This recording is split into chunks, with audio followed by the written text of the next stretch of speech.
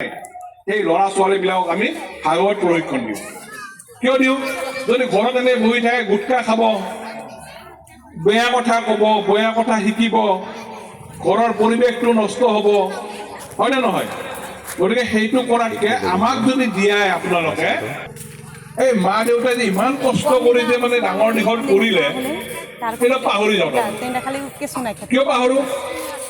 কাৰণ মই কৰা নাই, মোৰ ল'ৰা ছোৱালী কিয় কৰিব?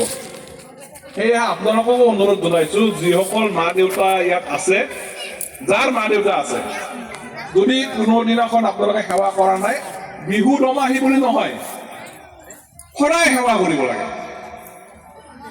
আশীৰ্বাদ তেওঁৰ পৰা সদায় ল'ব লাগে। নিজৰ পিতৃ পুত্ৰক আশীৰ্বাদ দিয়ে, সদায় দিয়ে, সেৱা কৰিলেও দিব, নকৰিলেও দিব। কিন্তু মোৰ কৰ্তব্য কি? সেই সংস্কাৰটো আপোনালোকে শিকাওক। আপোনালোকৰ ল'ৰা ছোৱালীখিনি যদি তেনেকুৱা ধৰণৰ আছে আমাক দিয়ক। আমাক কোনো পইচা দিব নালাগে, আমি উল্টা পইচা দিম। বেছি নিদিওঁ, অলপ অলপ দিম, হয় নে নহয়? অলিগতি দিছ, হয় নে নহয়? বেছি আমি নিদিওঁ আৰু অলপ অলপ আমি দিম, যাৰ ফলত তেওঁলোকৰ কমচে কম নিজৰ খৰচটো যাতে ওলায়। যিয়ে নহওক, মই বহুত সময় নলওঁ, মই কথা ক'ব নাজানো, অলপ অলপ কথা কওঁ। সংগঠন বাচে কেনেকৈ?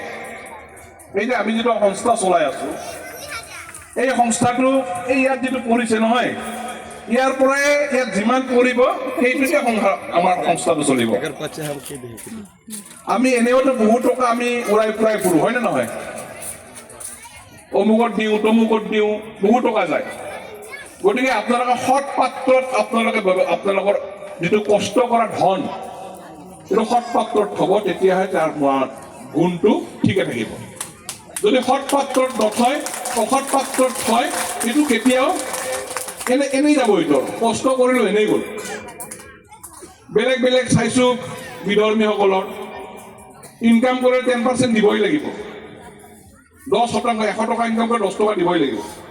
যাৰ ফলত এতিয়া যিবিলাক গুচি গৈছিল, আমাৰ নেপালী সম্প্ৰদায়ৰ বহুতো গৈছিলে, আদিবাসীসকলেও গৈছিলে, এতিয়া লাহে লাহে লাহে লাহে তেওঁলোকে আকৌ ঘূৰি আহি আছে। ক'ত ঘূৰি আহি আছে? নিজৰ স্বধৰ্মলৈকে। গতিকে স্বধৰ্ম ৰক্ষা কৰক। ধৰ্ম ৰক্ষা কৰিলে ধৰ্মই আমাক ৰক্ষা কৰিব। মনত ৰাখিব, আপোনাৰ ভাষা গ'লে ভাষা পাব, চব পাব, টকা গ'লে টকা পাব, ধৰ্ম যদি গুচি যায় নহয় এবাৰ নাপায়। গতিকে